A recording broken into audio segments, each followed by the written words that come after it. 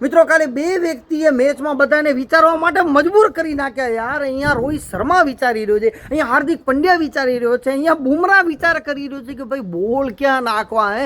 મિત્રો યશસ્વી જયસ્વાલ અને વૈભવ સૂર્યવંશી મિત્રો બંને જણાએ કાલે જે બેટિંગ કરી છે યાર. મિત્રો જયસ્વાલ ભાઈ એ તો કાલે 77 રનની જે પારી રમી છે, કોઈ બોલરને બખ્શ્યા નથી યાર. વિચારમાં પડી ગયા હતા કે ભાઈ બોલ આને નાખવો કઈ એવી ધારદાર બેટિંગ કરી છે. અને બીજો વૈભવ સૂર્યવંશી મિત્રો આ 15 વર્ષનો છોકરો અને સામે વર્લ્ડનો સારામાં સારો બોલર જસપ્રીત બુમરાહ પેલો બોલ નાખે છે અને વિચાર કરો પેલા બોલે એને મિત્રો 6 ફટકારે છે યાર.